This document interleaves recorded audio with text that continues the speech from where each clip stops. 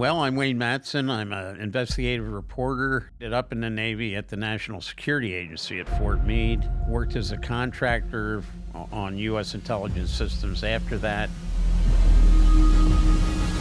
Acosta is quoted as saying, well, Epstein was intelligence, so we had to leave him alone.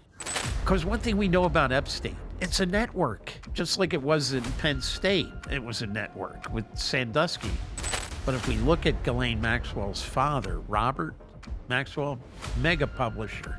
So Maxwell was also very close to the Mossad. That's why it's thought he was a triple agent. I do know that the night before, so this was 9/10 that evening, and he pointed up to the World Trade Center. He says, I don't think it's going to be there much longer. These Israeli art students, they were seen on the morning of 9/11 with cameras set up pointing to the World Trade Center. Some of them were arrested later on, and they said, wait, we were here to document the event. What event? How did you know about the event? I talked to people, said, look, going at that speed, it could have not gotten that low. The pressure would have kept it higher. That could have easily been a missile.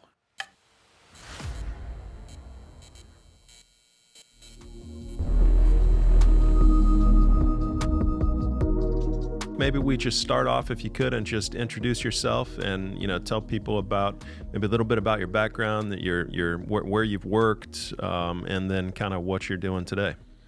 Well, I'm Wayne Madsen. I'm an investigative reporter.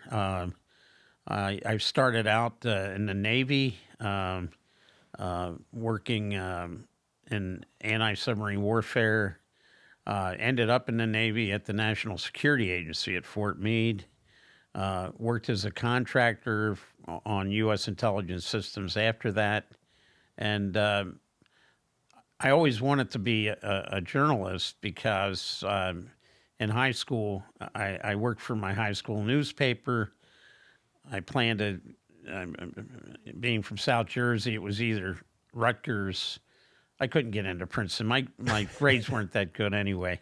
But it was either Rutgers or another local college where I was going to major in journalism, but I was still subject to the Vietnam draft and the lottery. So I didn't want to gamble that way. So that's why I joined the Navy and wound up in the Navy ROTC. So I was on active duty for about 10 years.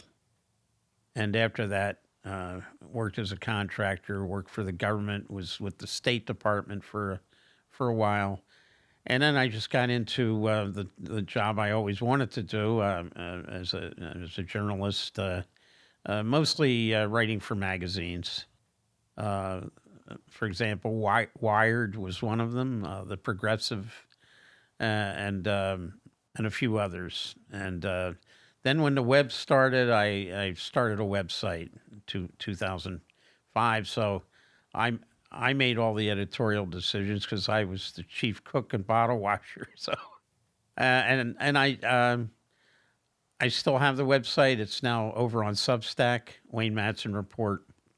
And although I don't do daily reports, I have new content a few times a week.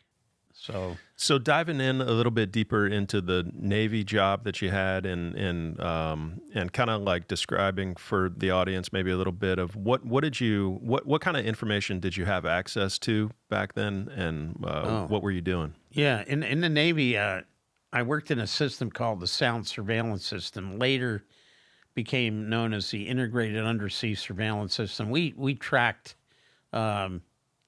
Soviet submarines and other things of interest. And so we had access to, the acoustic signature data from hydrophones we had in the Atlantic and the Pacific. From there, I began working in Navy telecommunications.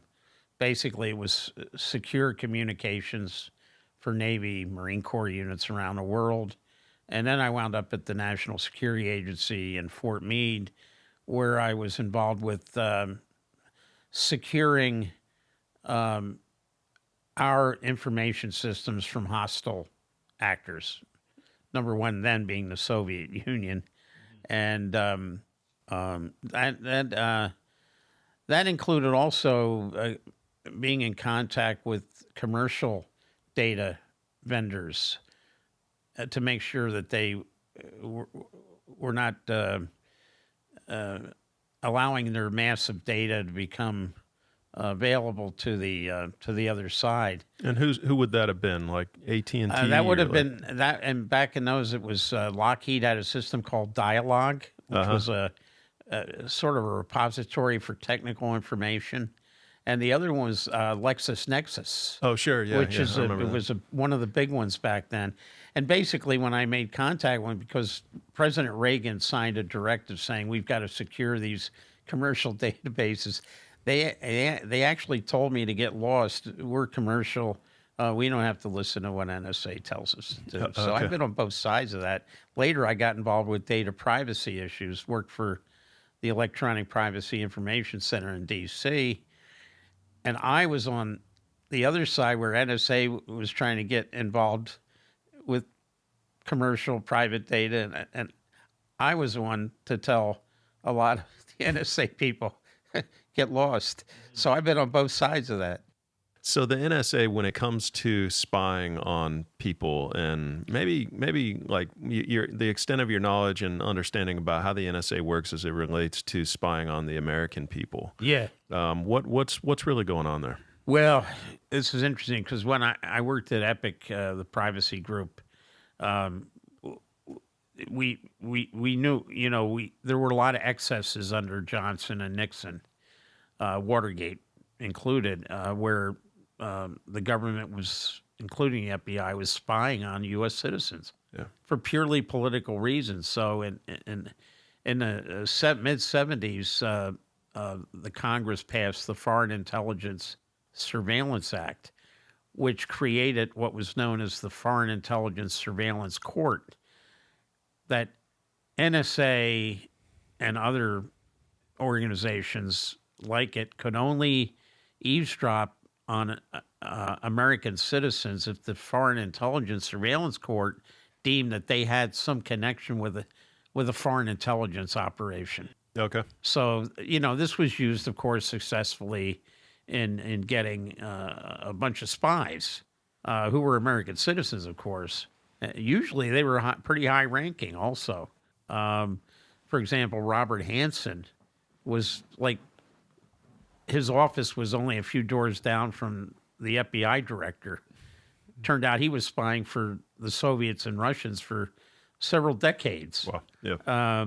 So you would take this information to the Foreign Intelligence Surveillance Court in the form of a criminal complaint, and they would authorize then a surveillance operation that would include NSA. And do you think that that's all that's happening today is spying on people that are connected to I'm very much afraid today, and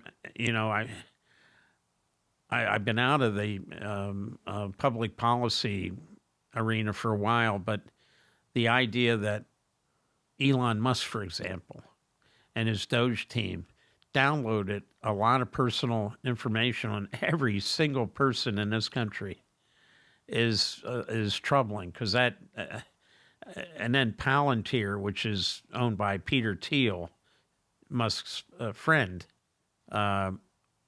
amassing these huge databases also that could contain, because email is a form of communications as well, text messaging, all this repository of information.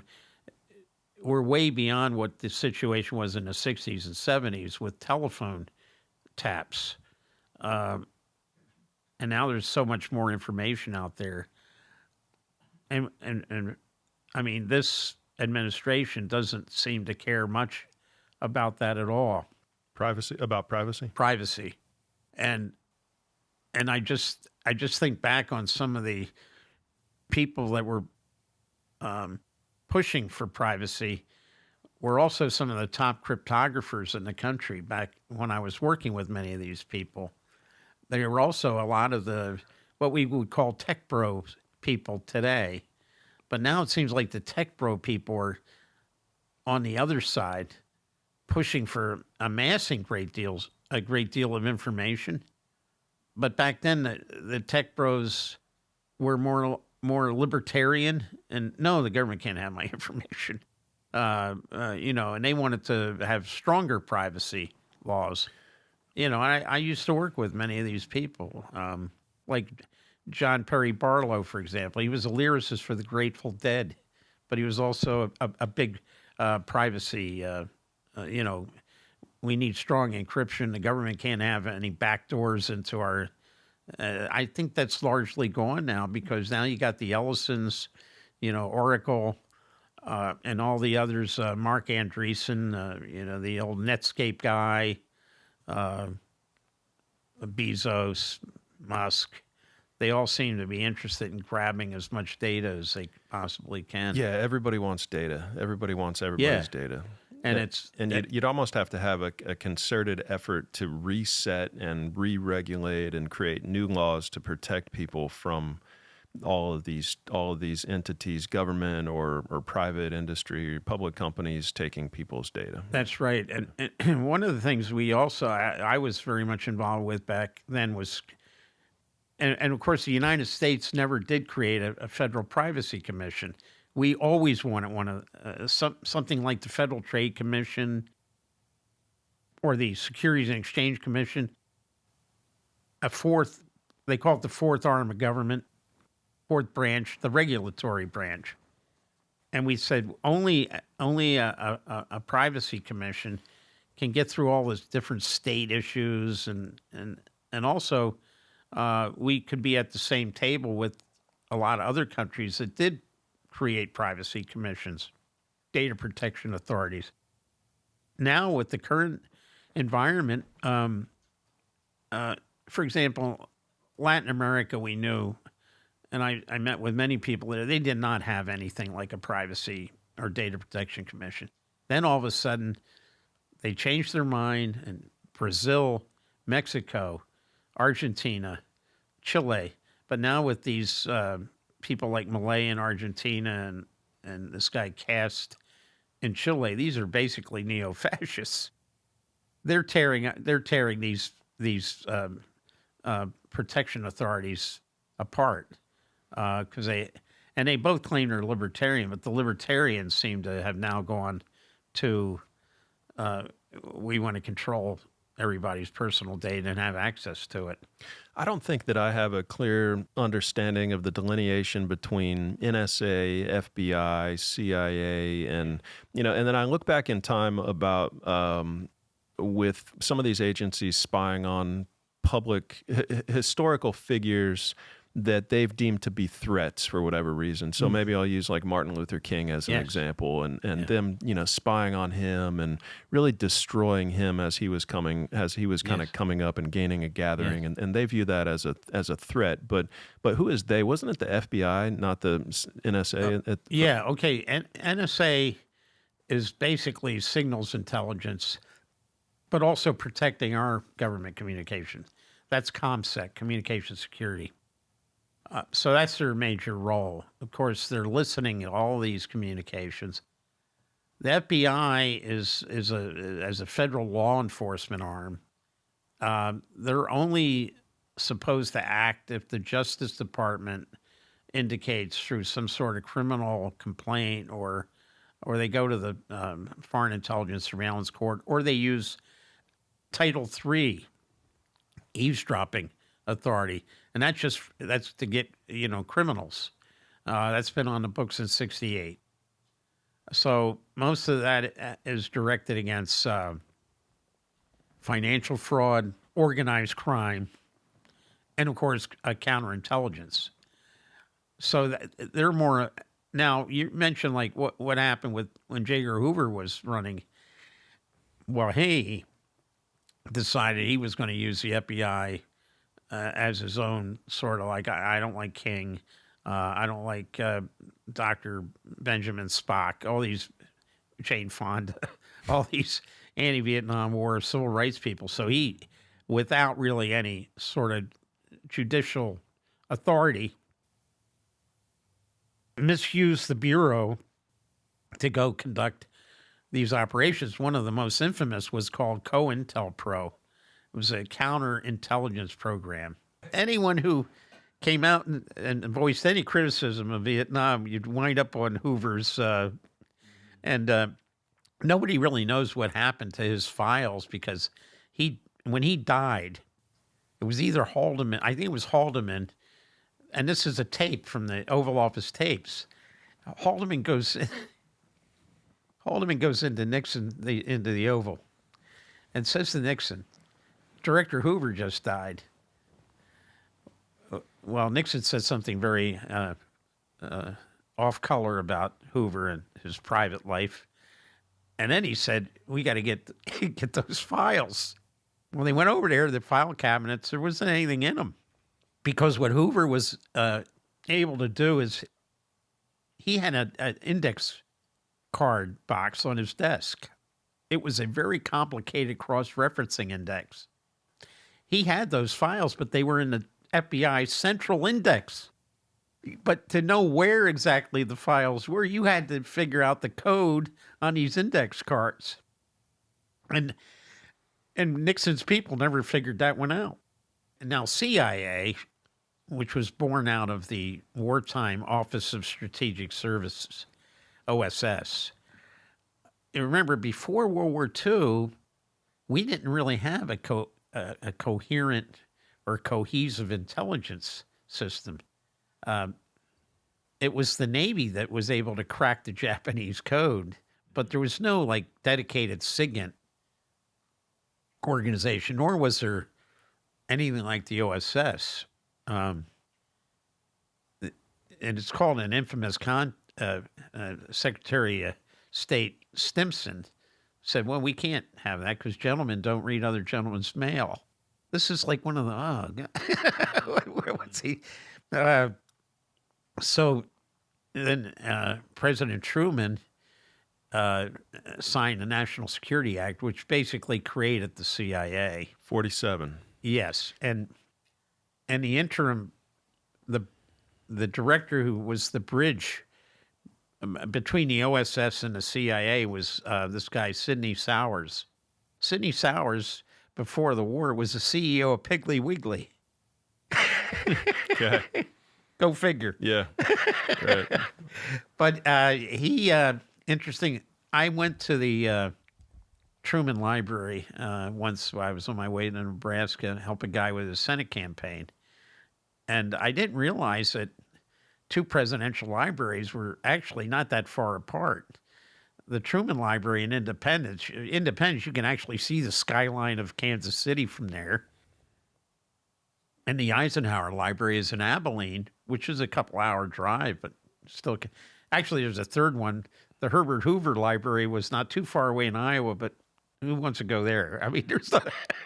But I did go to the Eisenhower and Truman. In Truman Library, I found an interesting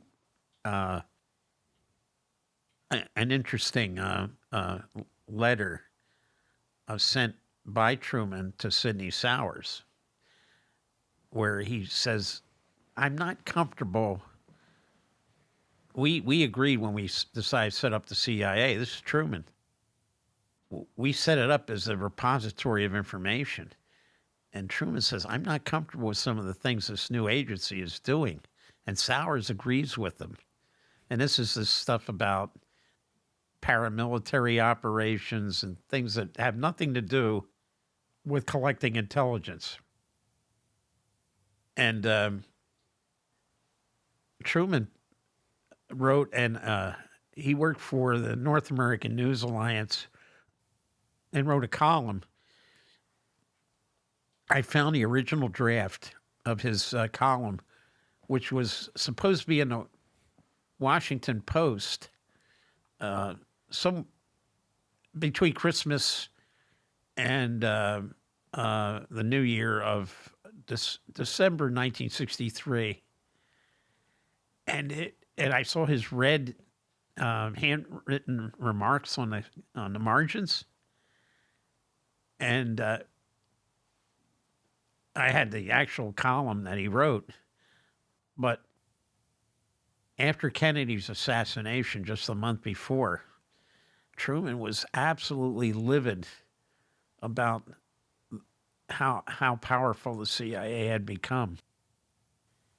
And without actually accusing the CIA of having involvement with the assassination of JFK, you could see where he was going with that. And I'm like, this is gold. This is kind of letter. Now, a guy I know who worked for the CIA said, look, when you're there, could you try to find that? And I did. I found his draft done on a typewriter. And the funny thing is, it ran it. And this is back when the Washington Post had a morning and afternoon edition. It ran in the morning. It was not there in the evening, in the afternoon edition. Kind of Just not that big of a deal, I guess. Yeah, that's a joke. But I could see that the agency he was complaining about might have used their influence with the Post, that it was significant. Right.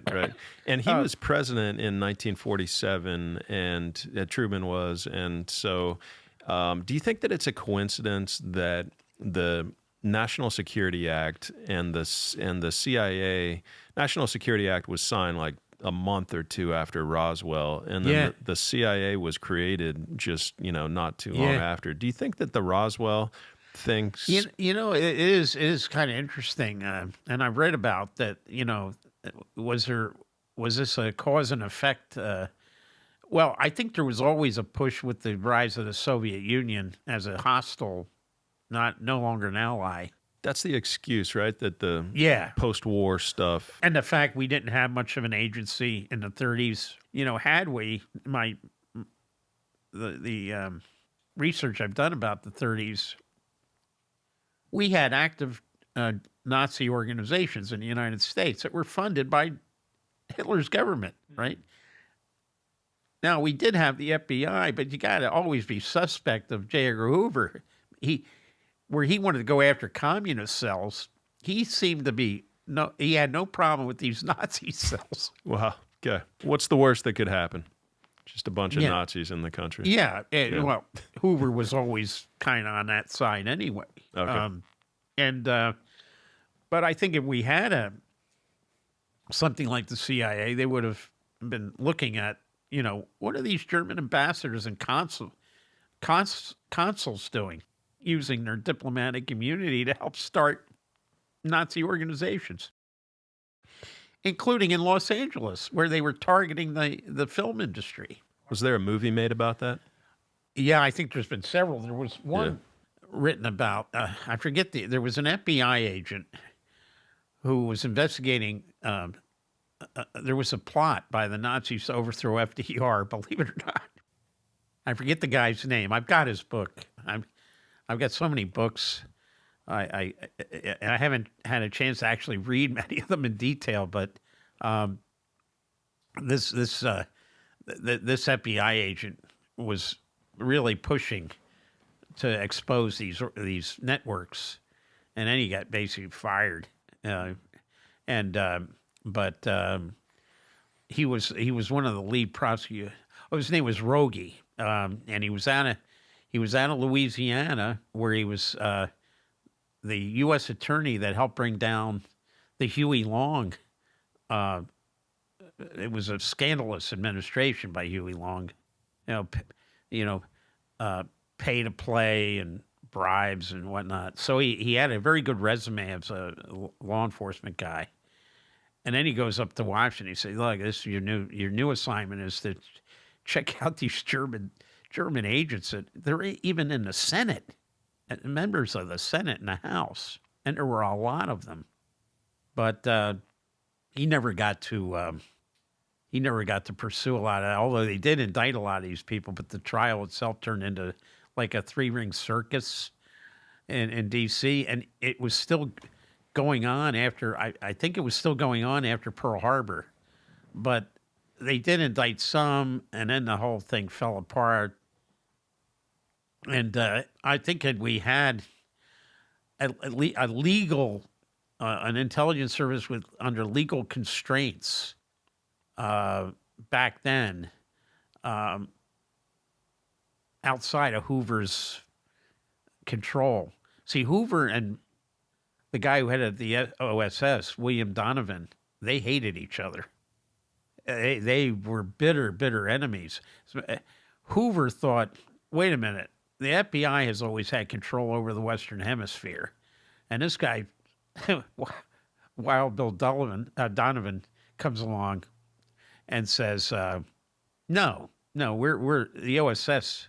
We know there's a huge, extensive Nazi networks in Latin America, and we're gonna go after them.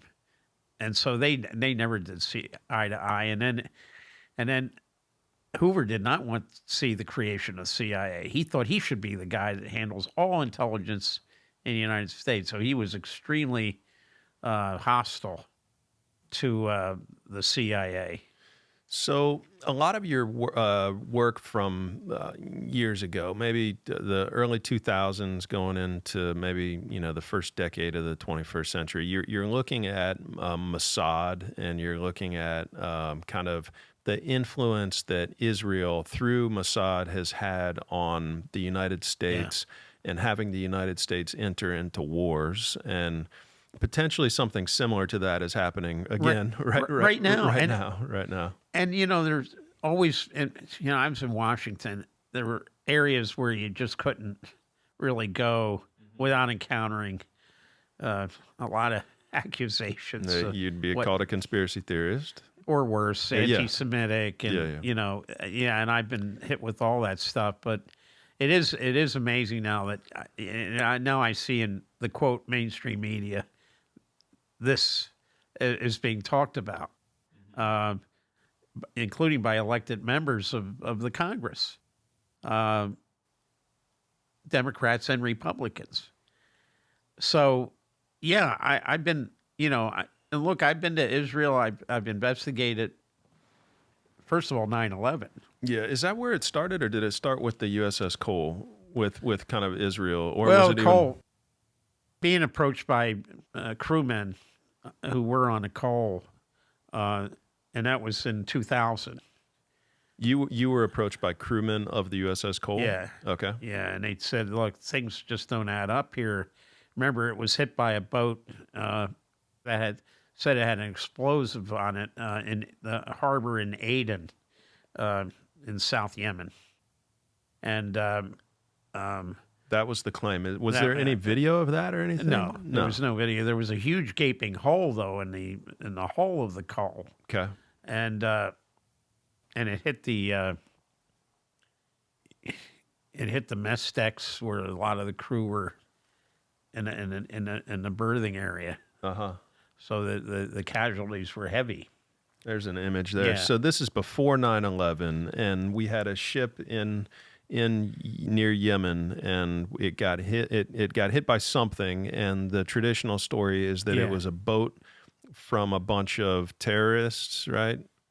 Yeah. Now, what I was told by the crewmen is the Cole would avail itself to these stevedore services. When it was on deployment, they'd be like, these guys are probably picking up the trash to take over it onto the mainland and, put the trash in it. Because he said we'd get other boats that would do that in the Red Sea and the Suez Canal. It's the same procedure. They thought that it was just a boat coming to do whatever, pick up trash or whatever. Okay. But the other issue with the Cole is that John O'Neill, who was the FBI's top counterterrorist guy in New York, so he'd been like number 3 guy in the FBI. He went over there to investigate. He was in charge of the investigation, and he got absolutely no. Well, they're trying to say it was, these were Al Qaeda guys, right? But he got no cooperation from the Saudi government, and this would haunt him into the following year, because he still had the job. Of the chief counterterrorism guy in New York, and he was extremely concerned about the World Trade Center, and he made these concerns known to the higher ups, and he suspected the Saudi government knew a lot more about the attack on the Cole than they were admitting to. He didn't actually say anything much about Israel, but now we know Israel and Saudi Arabia have always been very much on the same page when it comes to intelligence issues. They're key allies. Seems of each other. counterintuitive because wait a minute, the Saudi government is in charge of the holy places in Mecca and Medina, and how could they?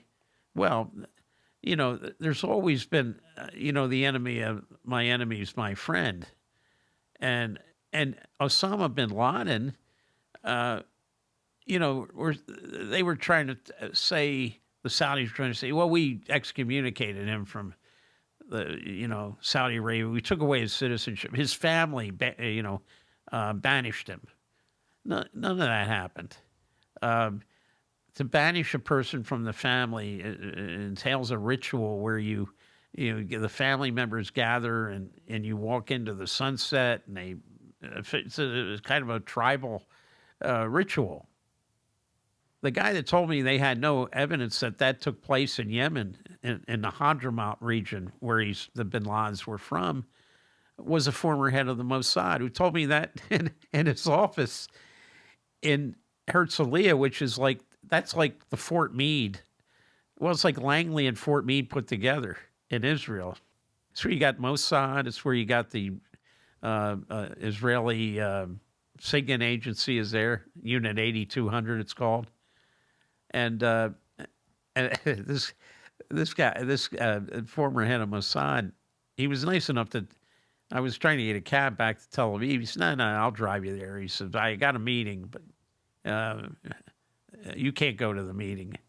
Turns out that, every once in a while, the head of Mossad, the current one and the former ones all have a meeting where they swap whatever they're hearing. So it was funny. But he did say, I want to show you something before I drop you off. He took me to where the bus station where Yitzhak Rabin was assassinated. And he said, no Arab did this, no Palestinian did this. He said, an Israeli did that.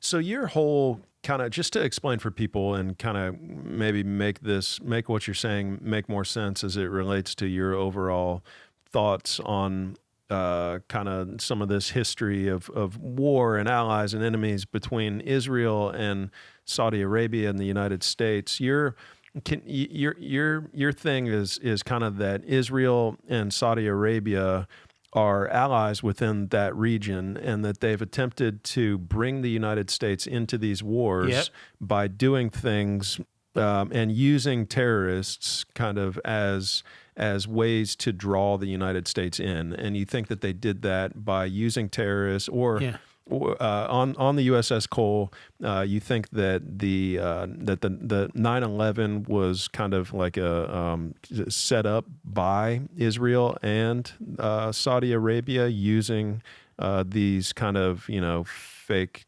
terrorist people that because look, the evening of 9/11, I mean, who's in the White House smoking a cigar with George W. Bush? It's Prince Bandar. Remember the House of Saud and the Saudi ambassador to the United States. Remember, 15 of those accused terrorists were Saudi citizens. Atta was a former Egyptian Air Force officer. And some people tell me maybe not former. Maybe he was still there. I talked to people who said, no, we remember him. He was in the officers club at Maxwell Air Force Base in Alabama, which trains a lot of foreign Air Force officers. It's a major training area. So, these stories never even reach. I mean, the mainstream media, they have producers, they have basically gophers, interns, but the producers determine what stories are going to investigate, whether they're 60 Minutes or ABC 2020, or the PBS NewsHour. It doesn't matter, and they see something like that and they say, "Well, we're not going to go there." Right. Based on what? Could be money. Oh, we don't have we can't afford to send somebody over to Saudi Arabia to talk to people. or even Israel for that matter. And so that's how these things are made. The other thing is For what purpose? To create war? Just to eliminate enemies? they want to go. It's called. I identified it, but when I was in D.C., it's PAC journalism. They meet on Monday morning and determine what news they're going to have for the following week, and that's how it's done. And something like that. I mean, newspapers did the same thing. And they would have editorial meetings and say, "Wow, no, we're not going to do that." Or the owners in some cases would weigh in and say, "No, we're not, I get invited to the APAC dinner every year or the ADL dinner. I'm not doing that. We're not going to do that." That's how decisions are made. Has nothing to do with journalism or the creed, the journalistic creed. Right. It's no. We're going to run with the pack. So what do you think really happened then with the USS Cole? Maybe we kind of start. Well, there. I spoke to sources, including U.S. intelligence sources, said it may have been hit by an Israeli cruise missile launched from Israel, and at the same time that boat pulled up, which they say they had a bomb on board. It hit the Cole. So would there have been people that saw a cruise missile coming in? I mean, what would that? Because that would have been above the water. Yeah, we've been above. Yeah, and some of the people said, yeah, we didn't see the guys in the boat. They weren't aggressive. They looked like every other stevedore service we'd seen in the Red Sea and the Suez Canal, and so yeah, and I think the commanding officer of the Cole, I'm not sure he was subject to a court martial or not.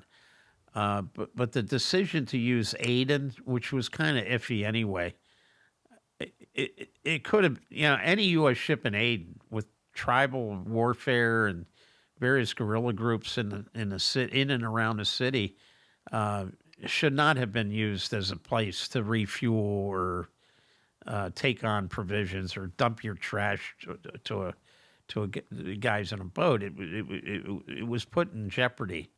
But who made the decision to put it in jeopardy? That's the issue. So this happened in 2000. This wasn't George W. Bush. Bill Clinton was still the president, although he was on his way out at that time. But if you're going to pull a thing like that, you're going to do it during a transition period, because. Right. And so John O'Neill, who was very much afraid of the World Trade Center, he was not satisfied that we knew everything there was to know about the Cole. And but he was getting ready to retire. And he went to a retirement ceremony, not a ceremony, but a seminar here up in Tampa. It was in a hotel. And he had a briefcase. And he was still active as the counterterrorism guy. And his briefcase was stolen.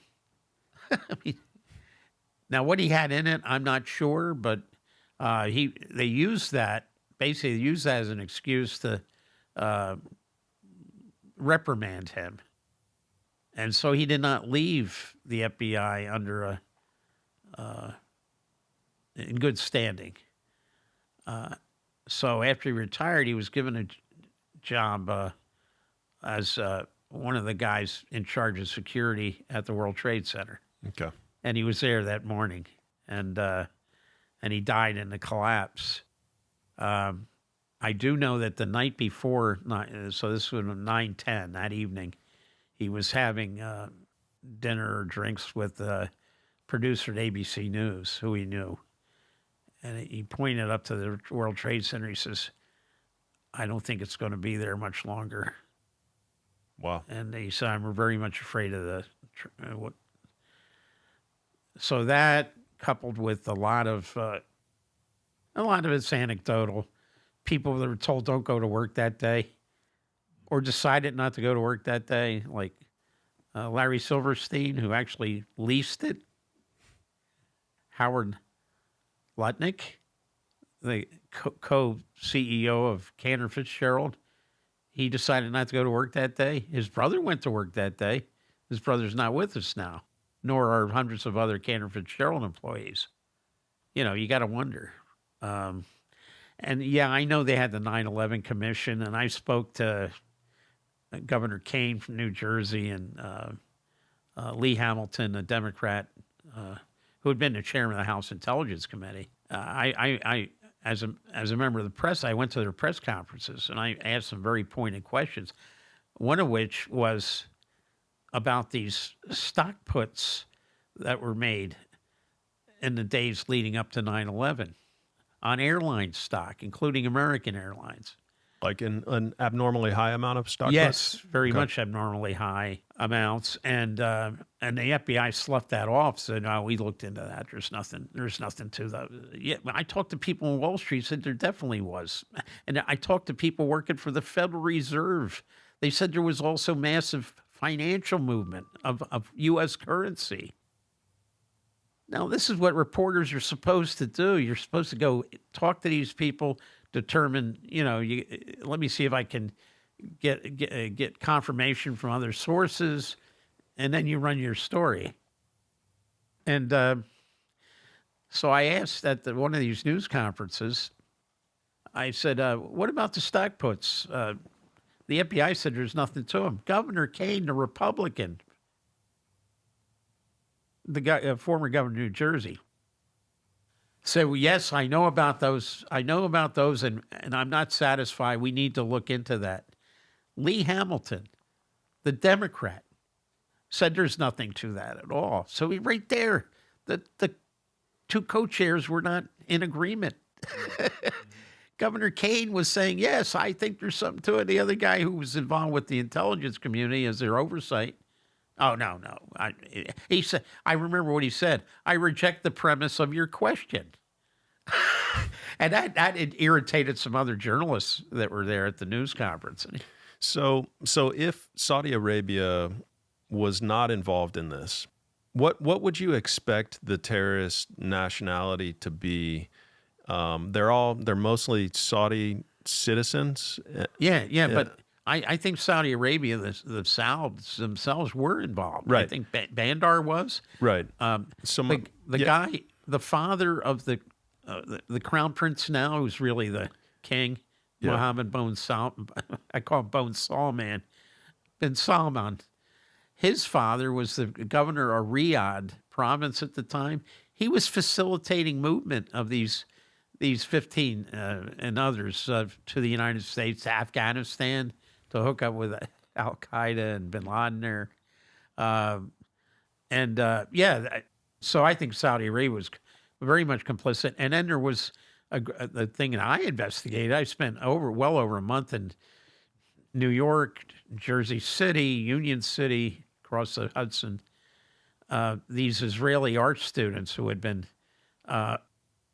sort of casing places for months. And they were seen on the morning of 9/11 with cameras set up pointing to the World Trade Center. And some of them were arrested later on, and they said, wait, we were here to document the event. What? What event? How did you know about the event? And they were arrested, and they spent time in the Metropolitan Detention Center, Federal Detention Center in Brooklyn. And the FBI said nothing in, and nothing in and nothing out. They had requested from the Israeli consulate general, they wanted Bibles to be brought to them. And what I understand, the Bureau of Prisons that runs that said absolutely nothing comes in because you could hide messages. Or, you bring in Bibles. Yeah. Mm-hmm. They were eventually allowed to go scot-free, no trial, because of an agreement between then Mayor Giuliani and the then Prime Minister of Israel, who was Ehud Olmert, who, by the way, Olmert later went to prison for fraud. Wow. And how many of these art students were there? Hundreds around the country. And how did I know about them? The DEA had them under investigation because some of them were found to be trafficking in ecstasy and other illicit drugs. And so somebody at the DEA figured, wait a minute now, there seems to be a connection here. Art students here in the Dallas-Fort Worth area, we got them in the Patterson and Jersey City, New Jersey area.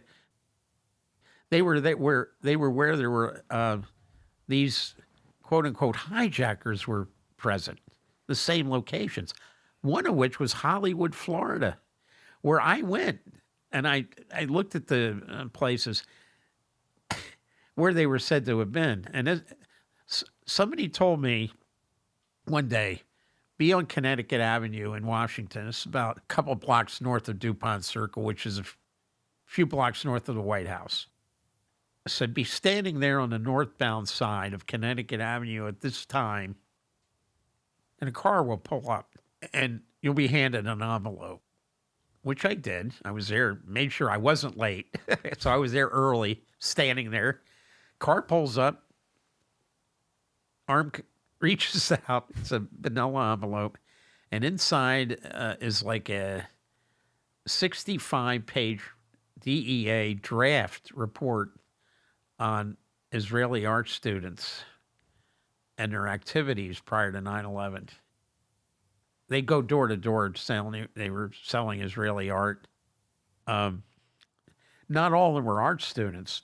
Some were actually movers. They would move office furniture and stuff. But they were men and women, combination men and women. Yeah. Usually they were in teams of four to five.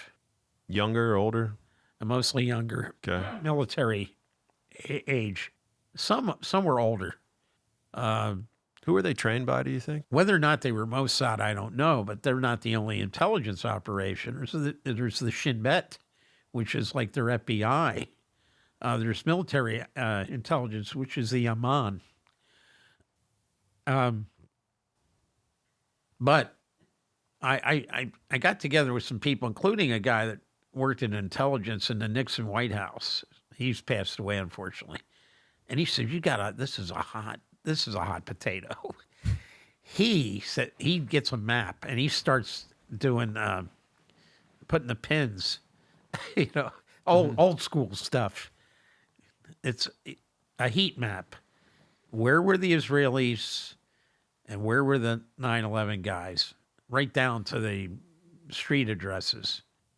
And they all matched up, Hollywood, Florida. The 9/11 guys, so the people on the planes. Yeah, some Atta and others, Yeah, right? matched up with where these with the art students. Yeah, absolutely. Art students and movers, just generic. And they operated out of warehouses for the most part. But there they were, just Jersey City and Patterson, New Jersey. These are big Arab enclaves too. Hollywood, Florida. And Hollywood is near like Venice, the north of Miami, just Yeah. north of Miami. Right. Yeah. Okay. Right. Sure. Yeah. And I went there because. But some of the pilots trained in Venice, Florida too. Oh right? yes, I was a friend of Daniel Hopsicker who wrote the book about that. Yes, Otto was there with his girlfriend. I think her name was Amanda Keller. Uh-huh. And I was he took me around Venice, and he said, Atta? No, Hopsicker, the guy who wrote the sure. thing. Yeah. I never met Atta, but Atta, I did talk to people who worked at Maxwell Air Base, as I mentioned. Oh yeah, when I saw his picture, yeah, he was at the O Club. Sure. Well, he would have been. He was an Egyptian Air Force officer. Why wouldn't he have been at the O Club, right? And the drinks are cheaper there. So yeah. So when I looked at this map, this friend of mine, he said, you are, and he was a Middle East expert, by the way. That's what he did for Nixon in the White House. But he said, yeah, you got to pursue this. So I started going. I went to Hollywood.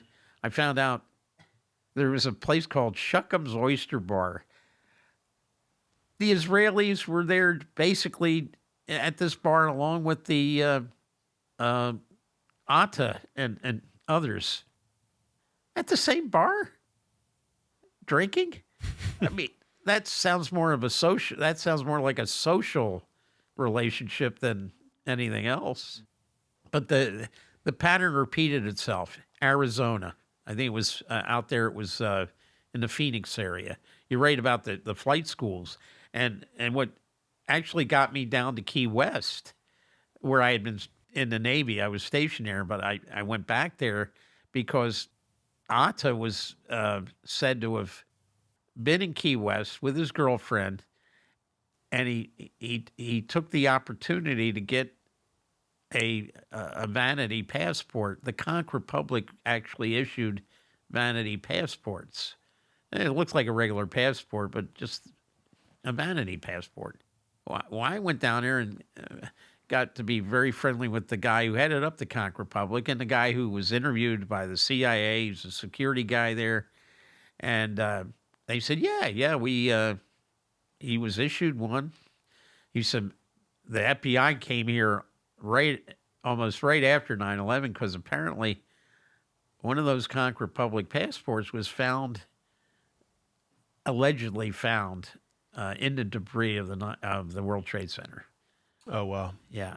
And Okay. whether it was or not, it wound up in an evidence folder. And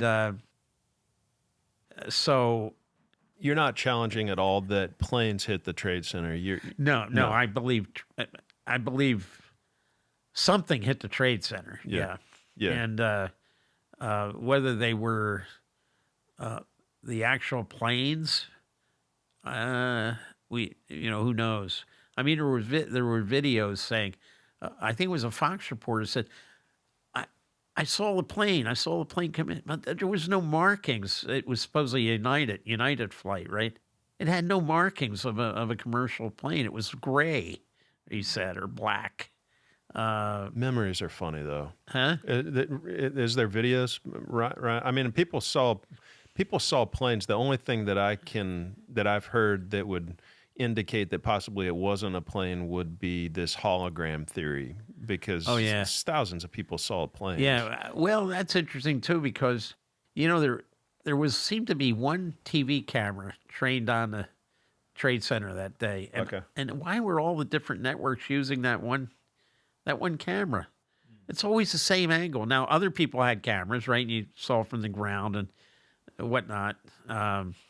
But I talked to people who were, so there's a company called L3. It's a major defense contractor.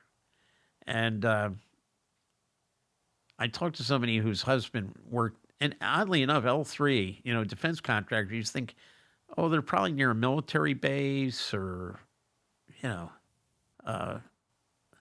L3's corporate headquarters was in Manhattan. Which is pretty odd.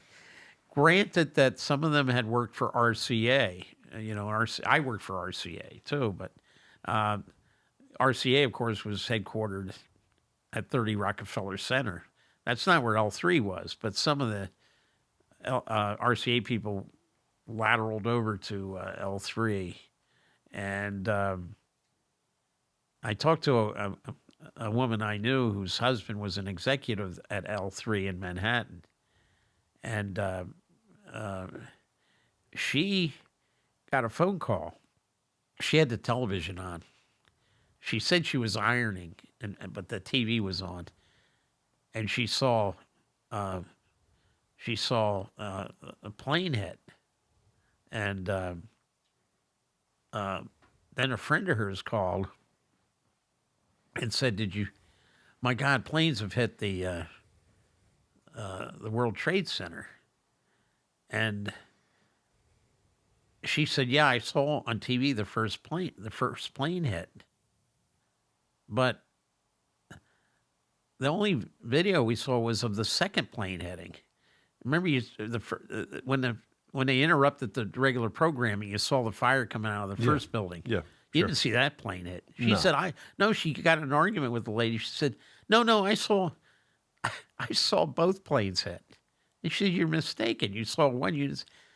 Well, her husband was this guy at L3, which is this big intelligence operation. And, the question is, were they providing the feed? And did he have a special channel on his TV where it was on? And was he supposed to even be at work that day, or was he supposed to be at home watching it? I don't know. But she insisted she saw the first plane hit. So Then she saw the second plane hit. So Israel and Saudi Arabia, in your mind, have combined and kind of staged this thing. Did the United States or anybody within the United States know? Was the United States at all in any of the compartments or anything also in on what was going to happen? I got to think that Dick Cheney, what he did that day was odd. Getting into an argument over the plane they kept seeing coming towards the Pentagon, and he said something like, "No, the orders still stand." It is. What does that mean? Yeah, what orders? He said, like, he knew that there was some sort of standing order on how to deal with that plane heading towards Washington, D.C. Now, people I talked to say any order, if a plane's coming towards Washington, the order would be to shoot it down before it gets to anywhere near the Capitol. So it's, again, Norm Mineta, who was the Secretary of Transportation, he later said it was totally confusing what Cheney was talking about. I saw him coming out of a restaurant one time in Washington. I said, Secretary Mineta, what do you think about that standing order of Cheney? He said, I don't understand it. I heard it from the secretary. He's in charge of the FAA, right? And so Cheney was saying what? So he was in the Situation Room, or the President's Emergency Operations Center below the White House. Uh-huh.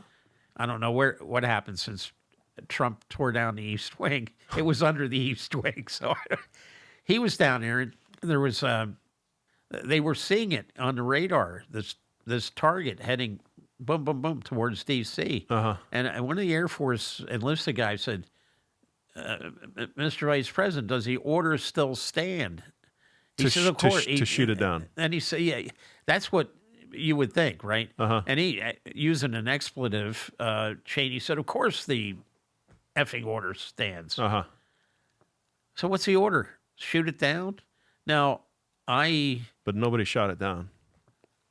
or if they did shoot it down, I mean, there were similar stories about the one in Pennsylvania. I went there to Shanksville, all kinds of. But was the order not to shoot it down, but let it be used as a decoy? Because I talked to people who said they saw that plane heading to the Pentagon, but a couple of cab drivers said, yeah, but it veered off. And then something behind it, say maybe a fighter jet. Now, this could be said it was an accident or it was on purpose, fired a missile that hit the Pentagon.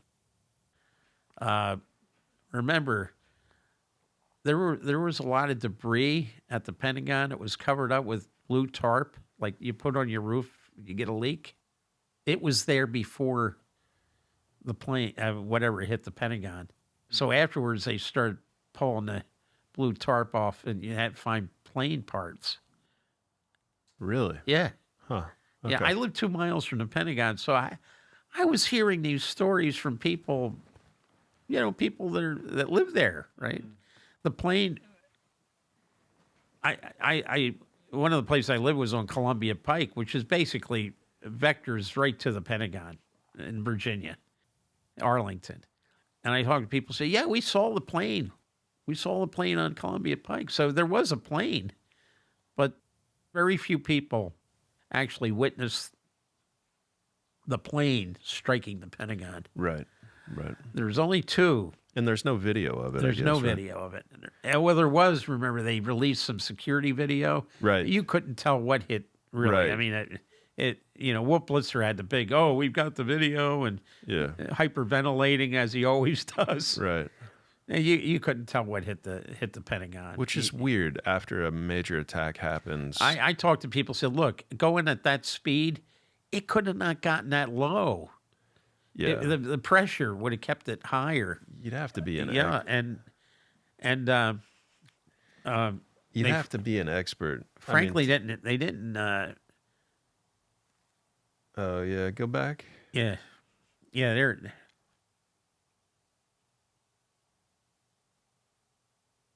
What is that? Really? Yeah. That could have easily been a missile. Yeah. Now, I only spoke to two people who insisted they were witnesses to seeing the plane hit the Pentagon. One was a Republican operative who said he was driving. A Republican operative? Yeah, who worked at the Congress. Yeah, Okay. one of these staff types Okay, got it. Yeah. who was a big proponent of, The war. yeah. Yeah. And I discounted him completely. The other guy, interestingly enough, was on his way from a breakfast meeting in Arlington that morning and said he witnessed it, and he was the Algerian ambassador to the United States. Problem is the bridge his limo was crossing was the Key Bridge that goes into Georgetown from Arlington. Well, I knew this anyway, but I went down there and I walked the bridge. You cannot see the Pentagon from the Key Bridge. So he was, he wasn't telling the truth. So then, if this was done then in order to have the United States get involved with Saudi Arabia and Israel in order to go in and take out Saddam Hussein. Oh yeah, Yeah. yeah. It's interesting. After 9/11, of course, they were looking for any excuse to go into Iraq, even though Iraq had nothing to do with it. Saddam Hussein was a bitter enemy of bin Laden. Uh-huh. And he was not, especially after Kuwait.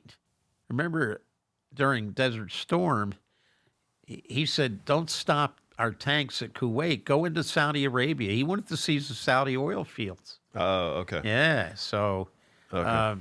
now after 9/11, I got a call from... Because it's like you want to go as a nation. We would realistically, I would think most of the population would want to go after the people that attacked us. But oh, yeah. Remember how patriotic everybody was? for right? sure, yeah. Bush's poll numbers went sky high. Yep. I wanted to go fight in the Yeah. war. I wanted to leave. I was in Manhattan. Actually, I moved into Manhattan about 8 days after 9/11. I think I moved up on the 19th or the 20th of September to work for Ross Stores. They have their headquarters in Manhattan. And so, it was a crazy time, man. Looking out my apartment window, you could see the smoke going for months. For months, yeah.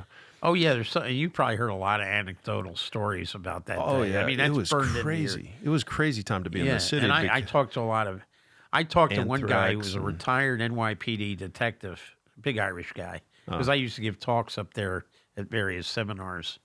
And he came up to me. He said, my brother worked at Cantor Fitzgerald.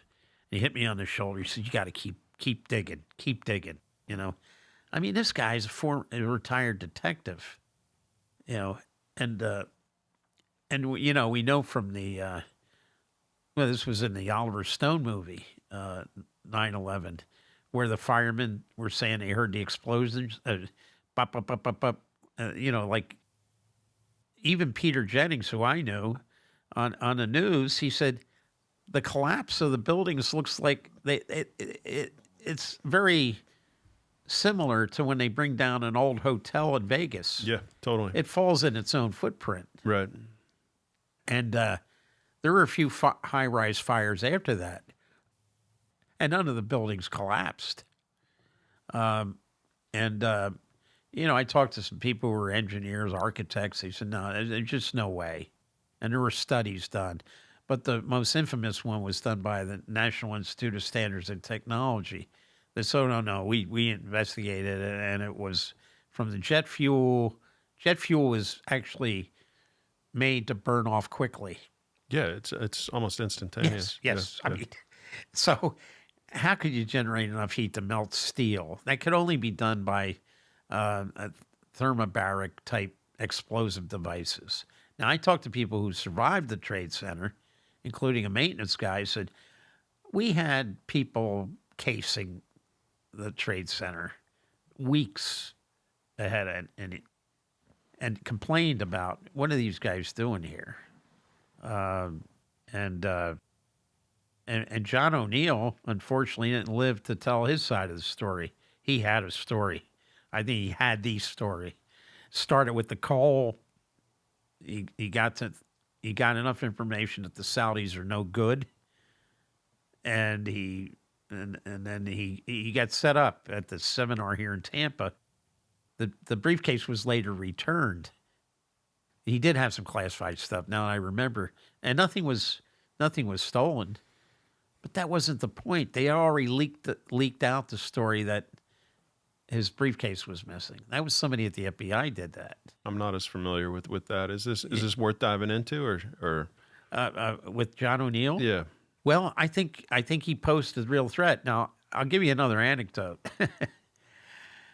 I used to go to a place called Ebbett's Grill. It's on 15th Street in Washington. It's only it's right across from the Treasury Department, so it's a block away from the White House. And I knew the bartender, and they have several bars in the place. It's an old place. The back bar, where a lot of people don't know there's one back there, but I was in there. I knew this bartender, and he was telling me, yeah, because it's open till about 1 in the morning, 1:30. He said John O'Neill used to come here in the evening, later, because he'd be working late, and he'd sit at the corner. There's this like lampshade over the bar, and he would sit right there. He pointed out where he said he'd tell me about the problems he was having at the FBI, getting people to understand that the Saudis were not our friends and not the Israelis either. So, yeah, I said, yeah, I wish I had a time machine. I'd be here sitting at the bar stool right next to where he sat, asking him, well, can tell me more. Right. But it came through, but it's unusual when an FBI guy is venting his spleen to a bartender, Yeah. Even though he probably knew the guy. But it tells me things were not that good at the Bureau. Probably not as bad as they are now, though, with Kash Patel. Yeah. Remember, Bob Mueller had only been director for like 10 days before 9/11. So he was still getting his feet wet. Right. Yes, he had been a former U.S. attorney and whatnot, but the guy who dropped the ball was Louis Freeh, who had been there for about 10 years. It was Louis Freeh that dropped the ball, and Louis Freeh he's very suspect. Very close to Giuliani, a Republican, and probably very close to Bush and Cheney. Is he still alive? Huh? Is he still alive? Yeah. Yeah. And he was actually involved. Penn State hired him to do the official investigation of the Jerry Sandusky thing. Oh, okay. And of course, sure. he gave him a pass. So, well, they did everything they could do. That's another story I investigated. No, Jerry Sandusky was part of and we should know this with the Epstein stuff. It's not one. It's usually never one person. It's usually a network. And Sandusky, what do colleges like Penn State and other big football college universities do? They have scouts that go out to high schools, sometimes to junior high schools, right? And they're talent scouts. Hey, this guy looks pretty good. Let's. And apparently Sandusky's had this thing called the Second Mile Foundation, which got a lot of money contributed to help these kids, usually in poor areas, underfunded school districts. And later it turned out that, and I got a source at Villanova that said, no, they were preying on kids here, and this was like what Sandusky was involved with. It was maybe not on the grand scale of what Epstein was doing internationally, but this definitely was a domestic operation. And Louis Freeh said, "Oh no, we looked at it. We told them they need to do this and do that." Crazy. Yeah. So you mentioned Epstein, so might as well ask you your thoughts there. And do you think that he had any connections with Mossad? Oh, absolutely. And we know, well, we don't know specifically what intelligence organization he was tied with, but remember the guy that arranged the sweetheart non-prosecution agreement was Alex Acosta, the U.S. attorney in Miami. This was back in 2006-7 timeframe. For Epstein? Yeah, Epstein, of course, had been arrested for, they said if it's soliciting a 14-year-old girl. Wait a minute, that's not prostitution. That's a crime, Right.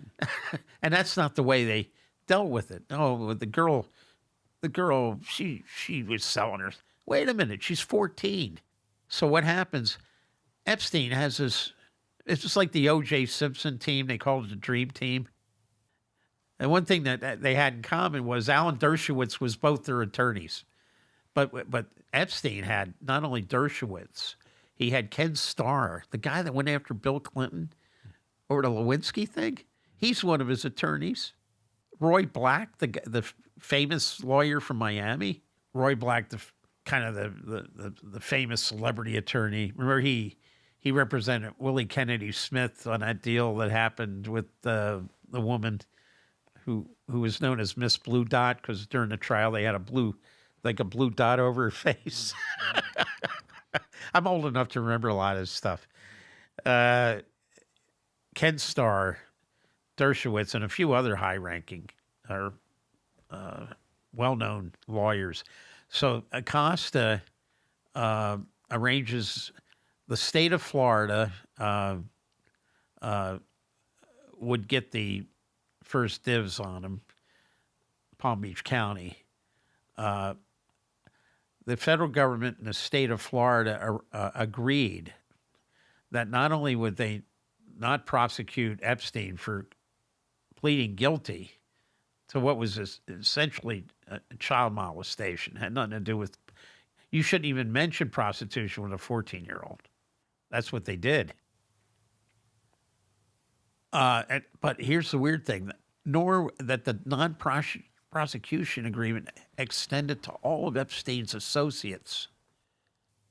That included Ghislaine Maxwell, who is now at a Club Fed. It included all the others who were associated. And you say all others, not even names. It's just what Epstein says, oh, he's an associate, you can't. Acosta's quoted as saying, well, Epstein was intelligence, so we had to leave him alone. Intelligence? He was intelligence. Acosta never said what intelligence. But if we look at Ghislaine Maxwell's father, Robert Maxwell, mega publisher, published, I think he had the New York Post for a while, or Daily Post.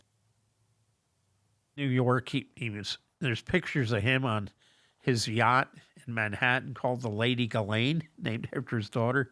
He's there with Donald Trump, often. And there's Ghislaine. Robert Maxwell was said to have been, he may have been a triple agent. He worked for MI. He was born in Czechoslovakia. During the war, he began working with British intelligence, MI6. World War II? World War II. And after the war, he began publishing a lot of technical journals translating them from Russian to English. So he had this business relationship with the USSR. He also decided to start publishing biographies of people like, or autobiographies of people like Lenin, Khrushchev, Brezhnev, and then even these Warsaw Pact people, like the Hungarian communist leader, Janos Kadar, and Enver Hoxha in Albania, Nicolae Ceausescu, who was not a nice guy in Romania, Walter Ulbricht, the communist leader of East Germany, and others like that. And so he was very close to the KGB. At the same time, by the way, after Donald Trump married Ivana in 1977, her father was a intelligence operative for the Czechoslovak Security Service, the STB. So we see some overlaps here. If you did a Venn diagram, you'd have a lot of these overlapping circles. Right. And so I do not believe in coincidences, especially when it comes to that kind of thing. Yeah. So Maxwell was also very close to the Mossad. That's why it's thought he was a triple agent. It would be nice to actually see something come out of the CIA that would have.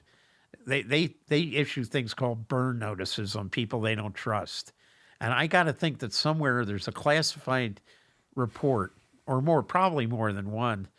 Don't deal with Maxwell. Right. Remember, they put out a burn report on this guy named Curveball. He's the guy that said, oh, yeah, Iraq's got biological weapon labs out there on mobile labs. And this is what they used as proof. Colin Powell infamously held up that vial at the security.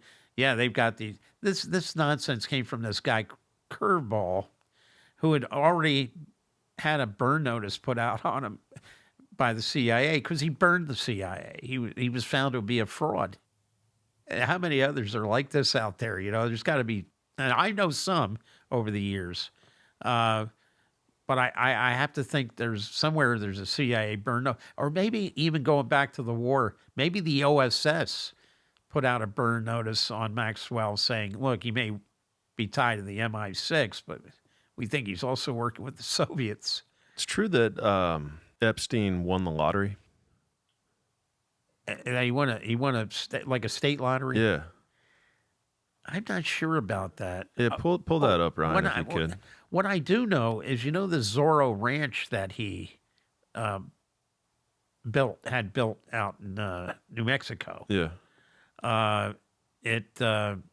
Massive ranch, huge home on it. So recent, it was bought. So there's a guy running for comptroller in Texas named Huffines. He's a billionaire. I think his money may be from real estate or oil down there, but he bought the ranch. They said that the money used to buy the ranch was from a winning lottery ticket in the Oklahoma State Lottery. Well, and it was an LLC that won the lottery. Now, I'm not familiar with Oklahoma lotteries, but I think I'd be surprised that they would allow an LLC to win the lottery unless we've taken corporate personhood to that level. I don't know, or down to that level in this case. Right. But anyway, so you mentioned lottery. That's something we need.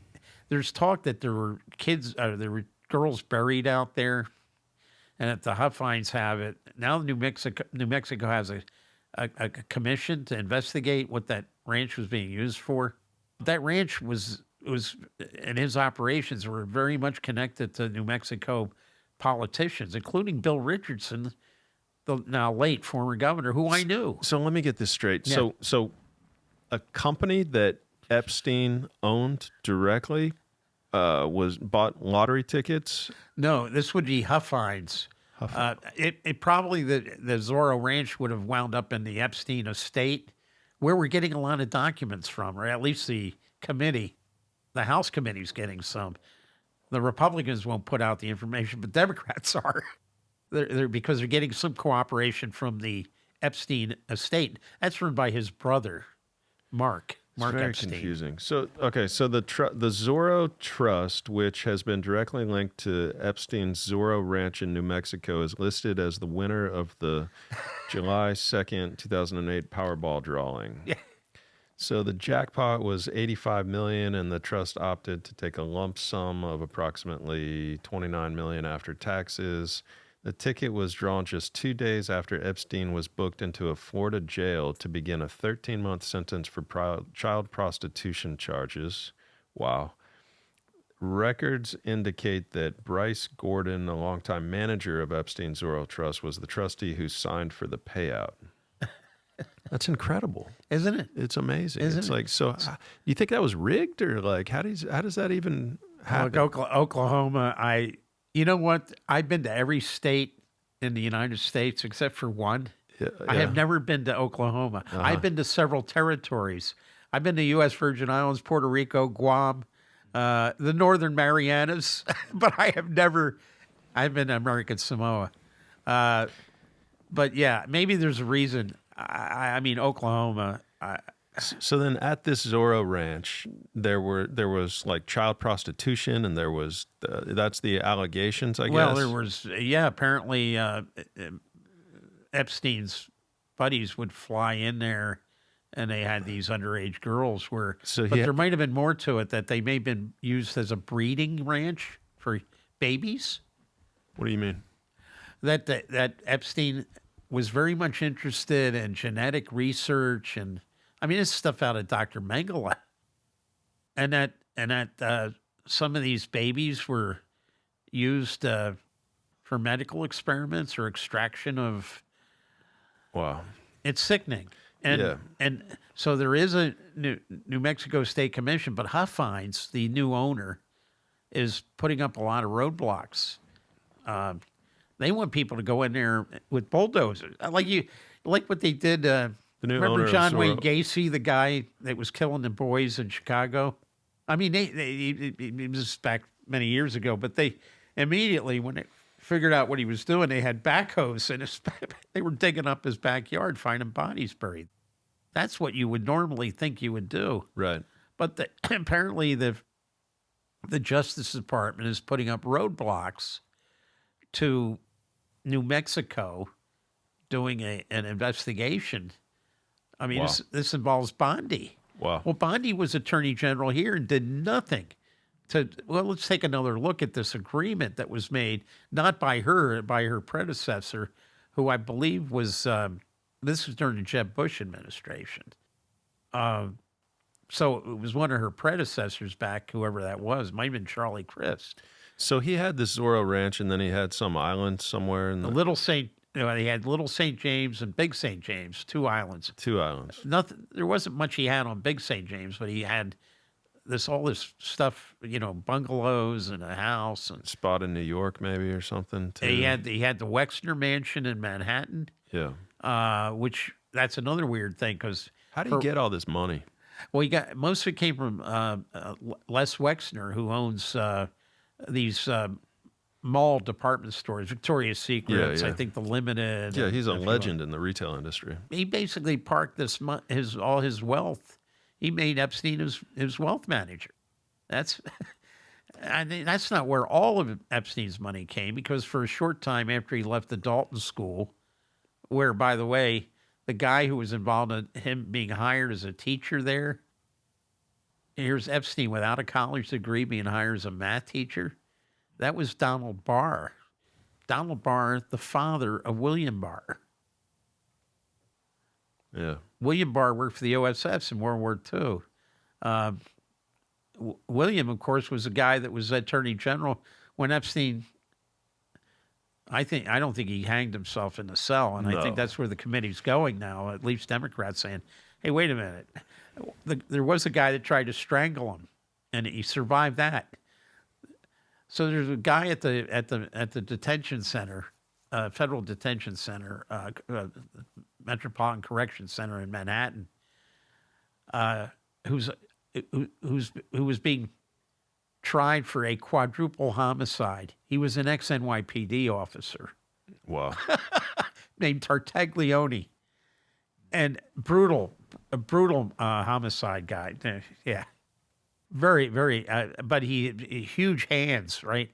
Well, apparently he tried to strangle, and they said we got to get Epstein and put him in a special wing of the center. Well, the videos are all missing, but there is some videos that show something orange going. Of course, and then one of the guards, I think they were both asleep, but one of them deposited $5,000 into her account right afterwards. Yeah, I mean, I think you could talk to any Democratic, at least them, and a few Republicans. Marjorie Taylor Greene, for example, she's saying, yeah, I don't think Epstein killed himself either. There's no way he killed himself, and there's no way that that other person killed herself.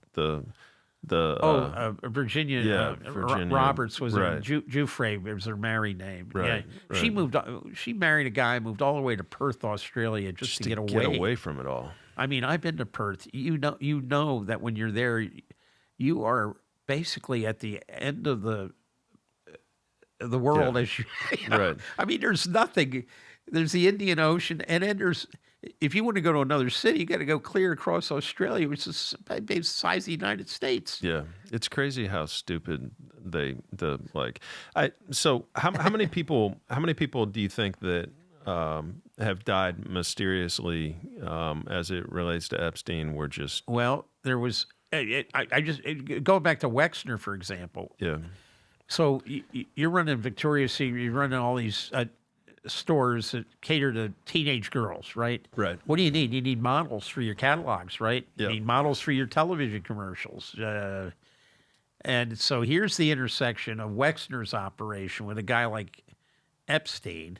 And then you get into other people that ran modeling agencies in Manhattan who apparently just marketed these underage girls for other reasons than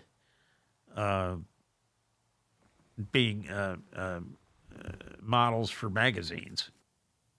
Jean-Luc Brunel was one of Epstein's guys. He was a French. He owned a modeling agency, which was based in Miami. He was a French guy, and he was, after Epstein was arrested, he was arrested by French authorities. He was in prison outside of Paris awaiting trial. They said he committed suicide in his prison cell. So here's possibly could have been a very valuable witness here, of course, in France. Who's killing all these people? Remember, I'm thinking the only truthful thing Acosta's ever said in his life, and I would add that, remember, in his first administration, Donald Trump nominated Acosta to be the Secretary of Labor with this background, right? Now, why is that important? Having talked to the State Department guy who was our envoy for trafficking issues, for some reason, they put anti-trafficking enforcement in the Labor Department because a lot of it has to do with child exploitation for labor reasons. And that's where they put it. So with Acosta as Secretary of Labor, guess who's now in charge of enforcing and reporting on child exploitation, not just for labor, but for sex reasons. I mean, you never saw that department issue any report on that while he was there. And he was there for, I think, most of the first Trump administration. The word in Manhattan was that, and Trump had a modeling agency also. Carolyn Levitt and Erica Kirk, these two blondes, right? Apparently, may have been working as Trump model Really? Yeah, yeah. Isn't her husband like 40 He's years older than her or something? The press secretary, he's like an older guy. Yeah, yeah. And now they found out the guy that they said shot Charlie Kirk. Well, the bullets they found don't match the weapon. Really? Yeah, that just came out within the last few days. Oh, too. wow. Here's something. You think It's- Mossad had something to do with that too? You Oh. think Mossad had something to do with the Charlie Kirk Yeah, thing? I don't know. Yeah. I mean, you can hire, obviously, you can hire from a lot of different places people to whack somebody. Yeah. And if they were involved, they wouldn't be involved. They would, you have degrees of separation. What do you think Trump's just overall involved? His name is mentioned in the Epstein files like hundreds of times. Right? But- Totally involved. My colleague and I, we saw that there was a woman named she's a woman now. She was 13 years old, Katie Johnson. She got picked up by one of the Ghislaine Maxwell's scouts. I think saw her at the bus station in Manhattan, and said, "Hey, a lot of girls came there looking for work as a model." I mean, it's like, remember, young women would go to Hollywood thinking they were going to be a star. They'd take the train out there, right? And they found out, this ain't all what it was cracked up to be. It's not Tinseltown. Right. And you got to sleep your way into getting these roles. So, Right. So Katie Johnson, I think she ran away from home. I'm thinking she was from Pennsylvania. But anyway, she gets tagged. But they're in her lawsuit. This was right before Trump's inauguration the first time. She sues first in California where she lived, and then the judge said, "No, you got to sue in where it happened. You got to file suit in New York," which she did.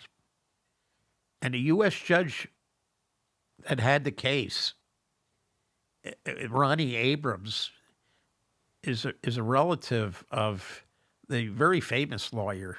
I believe his name is Elliot Abrams, and his son is Dan Abrams, that has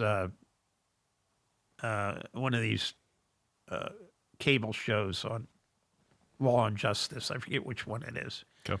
But so in her complaint, she said that Epstein and Trump raped her and the other girl at the same time Wow. at the Wexner mansion. Now, Wexner gave that mansion over to Epstein for $1. Wow. $1.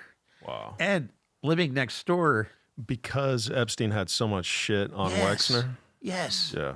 Yes. So he could just, however much money he word wanted is from Wexner's gay, and we haven't heard about the boys that are trafficked. I talked to an FBI, somebody involved with the FBI investigation, I said, what about boys? It's interesting. What she said was, that's Wexner's department. Oh, I was thinking, wait a minute, he's in a store. Oh, God, it's his department. Yeah. Well, sick. he's invested a lot of charity money in Ohio State University. He lives in this town called New Albany. Who? Wexner. Okay. He's still alive. They Okay. did get him, and he said, I don't remember. He's like 96 or something like that. Okay.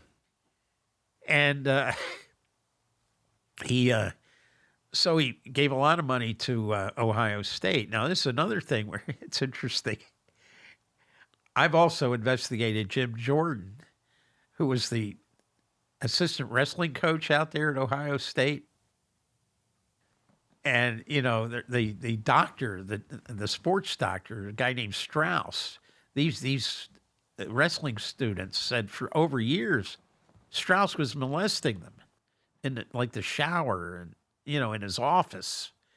And of course, whose name is plastered on the medical center there at Ohio State? But Wexner, it's called the Wexner Medical Center. Wow.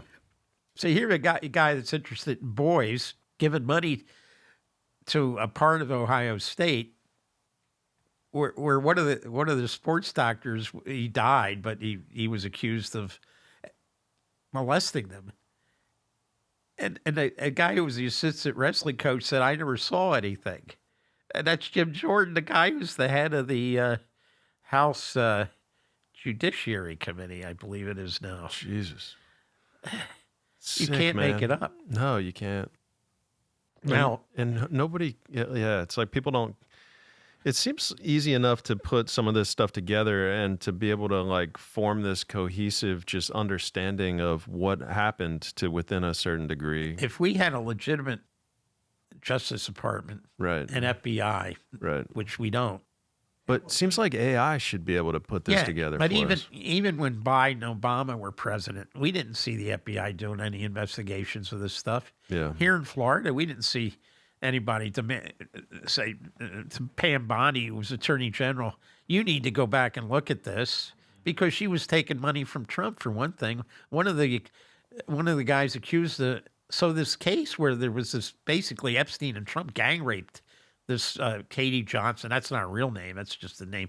And this other girl who said, Trump said to her, Katie, if you ever talk about this, you're going to wind up missing like your friend Maria, who was a 12-year-old girl. Oh my God. Now, the issue was, who is Maria? Well, my colleague and I, Andy Craig up in Washington, he's an attorney and a reporter, we said, we got to find out who Maria is. She may be dead. I mean, did they kill a child? I mean, this is a question. So I was tipped off by somebody close to the FBI that Maria was kidnapped as an 11-year-old in Waterbury, Connecticut, in front of a pizza parlor called Nash's Pizza.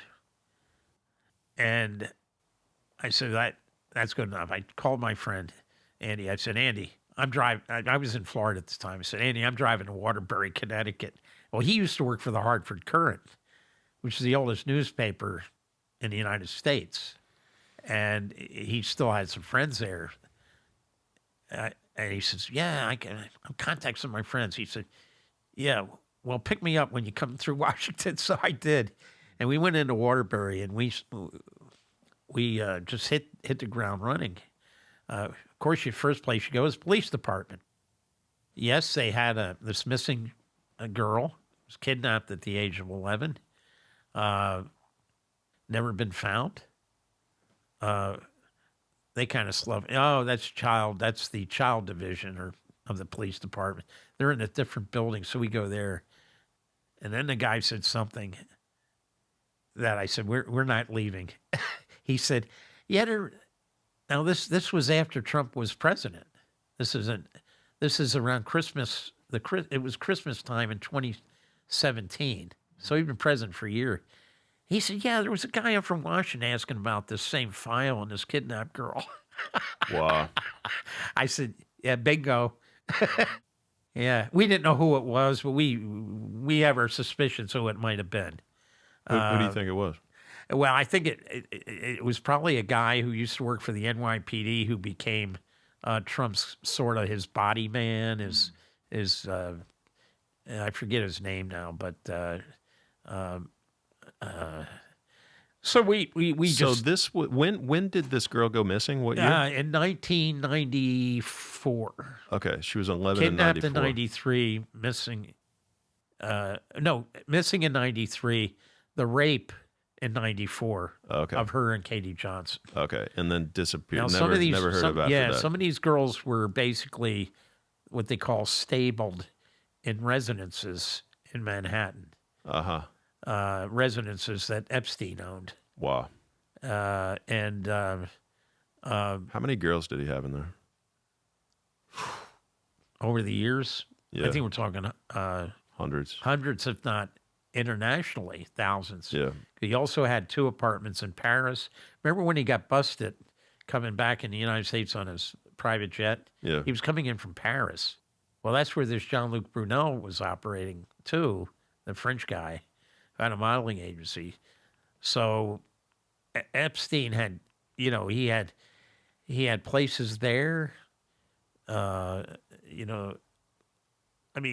had enough money to have residences in multiple countries. Do you think he just got his money from Wexner, or do you? No, So I think. who, like government? So like, Well, before he got involved with Wexner and Ghislaine Maxwell, apparently he was doing some work after he left the Dalton School, the private school.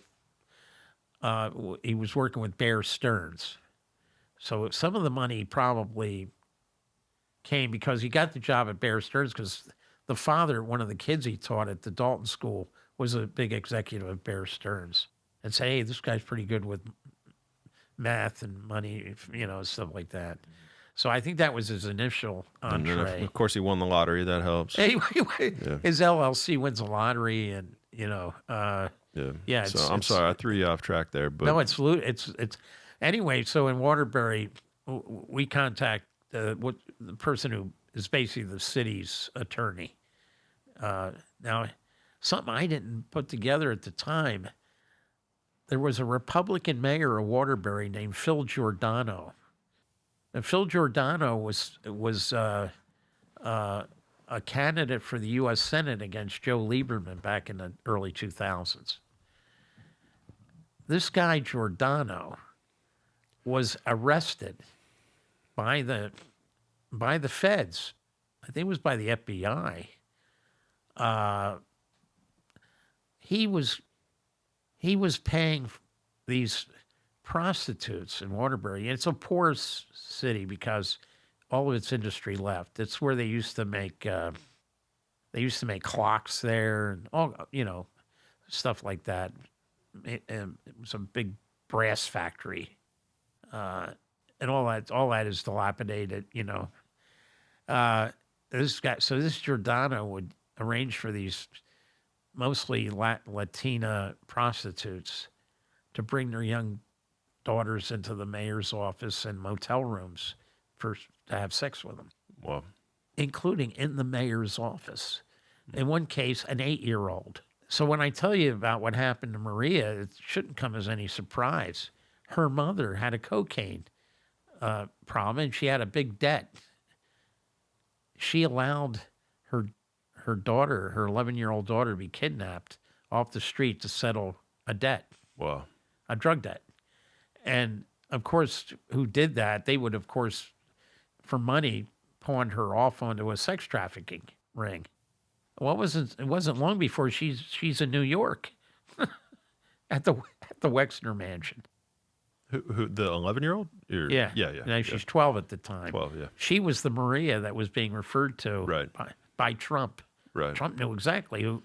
And is there any? So what is the evidence that Trump actually said that about? Well, it's okay. So it's in the original complaint filed by Katie Johnson. Okay. But now we know from the FBI 302 forms, that's where they go out and interview people. It was basically confirmed by other witnesses. Wow. This is why a lot of stuff has been never released. Because fortunately, you can't release. How do you release that? We heard, we did crazy. contact somebody that knew the family. Maria had obviously a rough life after that. I mean, where else did she wind up? Sounds like before that too. If her mom And was before a that, drug addict prostitute. Can you imagine allowing? We did have contact, and it was funny how we were standing at that pizza across the street from that pizza place. Which is now a bodega, because Waterbury sort of changed its demographics. We were actually, without even knowing it, we were in the Puerto Rican area of Waterbury, and there was a store we were standing at. I'm taking photos of the place, and these two guys come out, these two Puerto Rican guys, and they say, well, you guys, of course, we probably look like we're cops. Right, you're undercover or something. They want to know what's up. What are you guys doing here? Said, well, we're investigating some kidnapping. Tell the one guy. He said, who? Said this girl named Maria was kidnapped at that place over there in 1993. And he turns white as a sheet. He says, I know the family. I know exactly what you're talking about. He says, I know her sister, who stayed apparently, but had been in and out of prison for surprise, surprise, prostitution and drugs. You know, she had been in prison in New Jersey and in Connecticut, but she was out of prison. And I said, we'd love to talk to her. And he kept trying. You know, two Anglo guys show up, and she's been in and out of prison. We waited. We come up empty-handed with that. But Okay. I did finally, we wanted the police report, and they were sitting on that. They would not give that to us. And the city attorney gave us all kinds of garbage on it because they had this bad reputation that their mayor had been caught, and he's still serving time out in Tucson. He's not eligible for release until 2035. But this was repeated on his part. I remember hearing about it or reading about it. I forgot it was the same town. I thought it was Bridgeport, you know, Connecticut. I'm not that familiar with. And when I said, holy cow, they had a pedophile mayor here. Now we know from the Epstein files that Epstein was flying into the sort of the airfield there for private jets in Waterbury. Really? What's he doing there? And Trump had an LLC for a residence in Waterbury. They never built it. So obviously there was an interest by both of them in Waterbury. Right. And probably it's because all these poor kids, you know, the terrible situations. So is there like, I mean, how many kids were taken from there? How many kids were kidnapped? we Went missing? only know of the one, Yeah. the Maria, the Puerto Rican girl. But obviously the city was it's because, so we contacted the city attorney, and then when we told her why we were there, she said, well, I was prepared to welcome you to Waterbury, but that welcome doesn't stand now. You know, we know what you're here. You know, hey, you know, but she had a reputation anyway. So I did with the help of a guy who actually helped write the Connecticut Freedom of Information Act law. We submitted a FOIA request to Waterbury, and finally we got the police report on the kidnapping. And here's what a rapid job they did, and it was a very good job. You know, the stuff we're seeing from in the Epstein files is they're actually drawing the black lines with, you know, computers, you know, using, I guess it's something used with the PDF. Trying to think of the Adobe. Okay. But apparently there's ways that real computer geniuses know how to get around that, and they're able to see. But anyway, what the Waterbury PD did is they took a black magic marker and started running it through lines in the police report. Well, I have no problem. I have a fluorescent light that is basically used for that, because in the old days, when you got that kind of redacted form where they took a magic marker, the Xerox copy, you can actually hold it up to a fluorescent light, and you can see what's underneath the magic marker, the black marker. So I have it like a table type unit. So I went through all that, and this is what I gathered. There was the question is, how did Maria wind up in the hands of somebody like Epstein and that circle, Trump so what they said, the police had interviewed, actually they did more than an interview. I think he was a suspect. There was a guy from Colombia who lived there who went by the name Pepito, which is like an uncle or something. It's some Spanish word, but and they wanted to know where he was the day of the kidnapping, and he said he was in Manhattan, and what's he doing over there? You know, it sounded like that's a convenient alibi.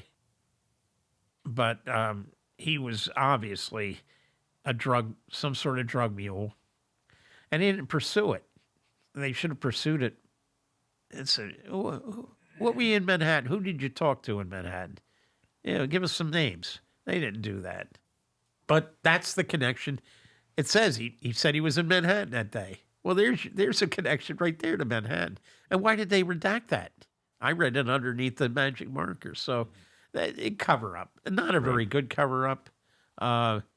There also were things they covered up about the local elementary school, public school, about teachers who had gone to the police and said, "Look, I'm worried about these are good teachers, right? I'm worried about my student here." They tried that too with the name of the school and all blacked out. So yeah, Waterbury, kidnapped 11-year-old. She's trafficked over to Manhattan. Winds up being raped by Trump and Epstein. Now this is the kind and of then thing. Disappears. Yeah. And then disappears. Yeah, and obviously this is all in the unredacted Epstein files, and we don't know how many of these they've destroyed. They may have just destroyed them, but this is why this is the cover up, and why would Trump, snatch the president and the first lady of Venezuela and then get in a war with Iran? He knows how guilty he is.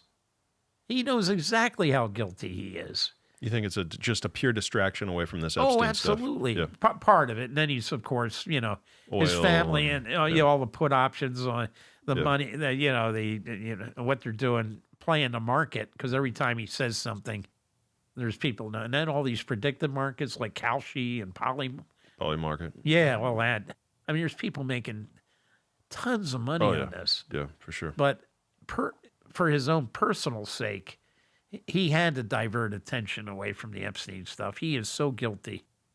I think he's probably just as guilty as Epstein. Yeah. Wow. Wow. Okay. So I mean, you can go. I think we've maybe got time to dive into one more thing. Yeah. What would you close out with in terms of is there anything else on this topic first, I guess? And then, my next kind of question is to close out on one really big, just mind-blowing conspiracy that you really, really feel is, solid and legit and you can back up. I kind of want to talk about what would that be. So anything else on the Trump Epstein thing though first? On the Epstein thing. Yeah. Yes, I think the other reason, this is an international attempt to suppress information. Oh, we already know about Prince Andrew, or the former, or I call him the pedophile formerly known as Prince. And we know about people like the former Prime Minister of Israel, Ehud Barak. Pictures of him coming in and out of the Wexner place. We don't know enough yet about Wexner and his operations. He donated a lot of money to Republicans in Ohio, including the current senator who's running against former Senator Sherrod Brown for that seat, John Husted. This is dirty money. And you don't see a big rush of people say, "Well, I'm going to return the contributions." No. I think when all is said and done, we're going to find out that there's a lot of government leaders, past and present. And look, do you think we're going to find anything out? I think it depends on the election this year and how much has been destroyed by Kash Patel and Bondi and their associates. Right. This guy, Todd Blanche. She's, Ghislaine Maxwell's moved to a club fed. She's convicted as a child sex offender. There's people who got put in prison for much lesser charges. Martha Stewart. Yeah.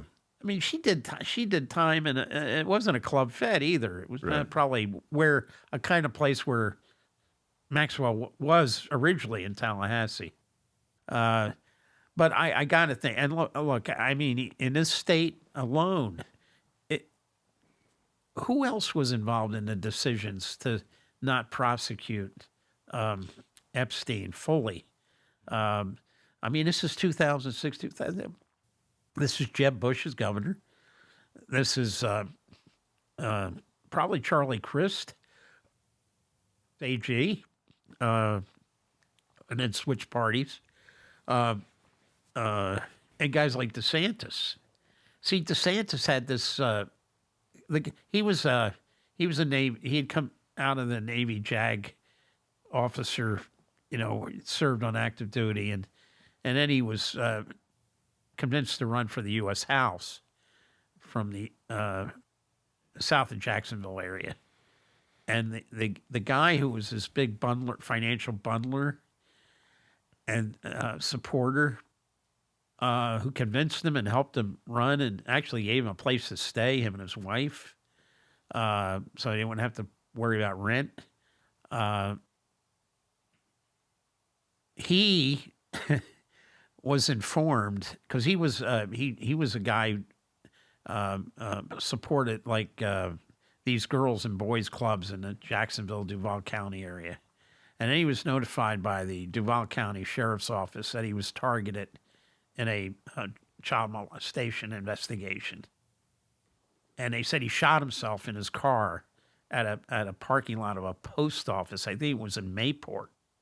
Now, this is where DeSantis was stationed, because that's where the JAG office was, Judge Advocate General, a Navy lawyer. And I mean, this is like similar stuff. There's a common thread here. I mean, the guy's target, he doesn't want to go through.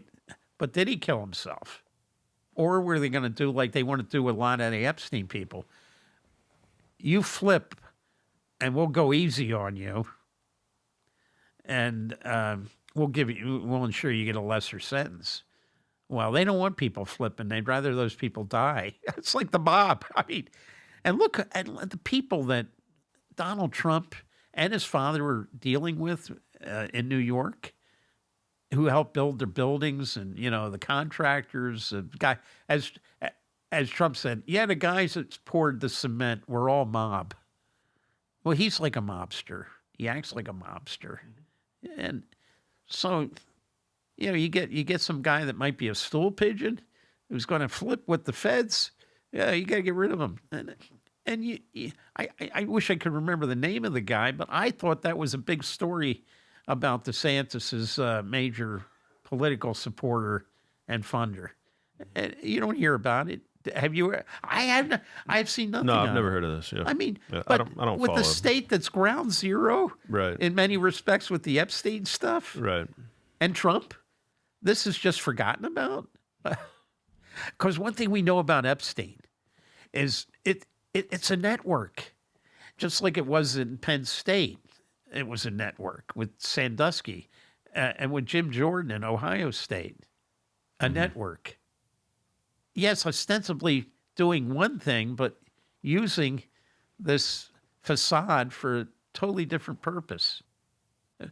Whether it's spotting talent at high schools and junior highs, or helping young female models wanting to get a career, that's all the surface stuff. That's the chapeau on a pretty nasty house. And you think that Carolyn Levitt, then she was one of these young models that kind of got her and Erica Kirk. I mean, this is for Trump. Yeah. So do you think that there's something else that, like, from the past there? I don't know. I mean, they're both rolling in, I wouldn't say money. I don't think the press secretary makes all that. But look, she got a career ahead of her, and probably Fox News or Newsmax, or she won't have anything to worry about. Erica Kirk, apparently, she's on a speaking circuit now. Yeah. I mean, they wouldn't be the first. Look, I mentioned Hollywood. We know stories about actresses that could tell you, oh, yeah, I arrived at the bus station in L.A. and, I hooked up with some nefarious person. But there's a lot of cases where some of those prospective actresses were killed, were murdered. I mean, it's the subject of tabloids, but these are real stories, and this is no different. Right. And how many girls are buried at the Zorro Ranch, for example? What was really going on in that little St. James? And by the way, it's also turned out that all this stuff was going on. Little St. James is, of course, part of the U.S. Virgin Islands, which is territory. It looks like at least one territorial governor was getting paid off, and his wife, by Epstein. So this gets into, the mayor of Waterbury, Giordano. I mean, it's one. It's like. Right. Yeah, how do you unravel it all? I know, it's a major thing. I used to think the FBI could do it, but I don't think the FBI is going to be anywhere close to being reconstructed. Not in my lifetime. No. I mean, it'll take a generation. AI is going to be able to unravel anything. AI should be able to do it, but I've noticed, I've been using AI a little bit. Yeah. I found it coming back with wrong information. Oh, for and then sure. It says, thank you for your input. That helps make our product that much. Wait a minute. Right. There would have to be a concerted effort driven by human beings using AI in order to unravel everything and interview all these old people. And it's a good lead. It helps gather. But the agents can help, but it needs to be run by people. I have to think with Palantir, which I think is up to no good, these deep data diving operations, that the FBI has stuff that's much better than ChatGPT. Right. But I've caught AI, and then sometimes it's like, wait a minute, this is no different than typing in something on Google. Yeah. They're only giving you stuff that's already been published or whatnot. So, right. But if we had an FBI that could, the whole idea of relational database, which is the forerunner of AI, was these relational databases like Oracle, which, of course, now Larry Ellison and his kid own many of our media operations now, CBS, CNN, and movie production studios. So I don't think we'll ever see any motion picture come out on what was the true extent of this Epstein operation. Okay. Because the people that have a lot to lose are now the ones who call the shots on what becomes a movie and what isn't. Even doing a documentary, I think, I know people that takes money. Yeah. And, Right. So I think there's the one thing is. And everybody's dead. Everybody's dead who could really. A lot of people are dead. Yeah. But the only good thing is we know France is still conducting its investigation, even though one of their witnesses died in his prison cell mysteriously. Britain, the London Metropolitan Police, Scotland Yard, they have an investigation centered on Prince Andrew, but now they want our Justice Department to hand over unredacted files on Epstein. And we'll, of course, say no. And once again, that's driving a wedge. There is no more NATO. There's no more Atlantic Alliance. There's no more special relationship. But let's see what the Brits can do on their own, even without our cooperation. Yeah, I worked with MI6 guys. I always thought they were pretty neat because the jobs they had. I was stationed overseas, and I ran into more than one British manager of a hotel, a tourist, top tourist hotel. Who say, I say, well, where were you before? And they'd say, I ran a hotel. And these were all like hot spots around the world for guerrilla activity. And when you think about it, it's great because they have pass keys. They could go in anybody's room and see what they have. And the bar restaurants that they have are, I used to get information from these guys. So I got to hope that the MI6 and MI5, which is their FBI, will really investigate what Epstein was doing, and not just with the royals, like Prince Andrew, but others. I've tried to avoid the topic just because it's something that you can get so deep into rabbit holes on, and you Yeah. can get so frustrated by because nothing's happening, and because you can't trust anybody, and, Right. and because it's all so deep and intertwined with everything else that I haven't talked about it on the show yet until this podcast. So I really appreciate you coming on and sharing some knowledge about yeah. that. Well, we've been going 2.5 hours with no break, and Okay. I need a break. So. Okay, all right. But it's been amazing to chat with you and to get to know you today. Oh, And yeah. we covered a Yes. lot of. I know Ryan needs a break for sure, because Ryan needs more breaks than I do usually. But it's been amazing to get to know you today and to learn from you. And it's cool that you're just down the street. So I think Yeah. we ought to have you back at some point. And Oh, maybe, absolutely. because I know that we're just kind of tip of the iceberg in terms of the stuff that you Oh, yeah. cover and that you've dug into. So. And the older I get, the foggier my memory gets. So I have to. Well, you did great today. You did great Oh. today. So yeah, thank you. I really And with appreciate the it. allergies, I'm always concerned about. Yeah, it's prime allergy season right now. So yeah, no worries, man, no worries. But thank you again. Thank Oh. you again. You did a great job. Pleasure. And we'll wrap with that. All right. sounds good. Any way that people, can follow you? The Substack. Yeah, at Substack, find me on there, either Wayne Madsen, Madsen, or Wayne Madsen Report. Yep. So I've got all my archives moved over to Substack because the place that was hosting me for 20 years went out of business. Yep. And so I was able to get technical help to just port stuff going back even before 2005 when I started. The stuff I had written before that, I've got over there on Substack now. Awesome. Hopefully they remain in business. But Yep. Awesome. Great job today, man. Really cool to meet you. Okay. Yep. Great.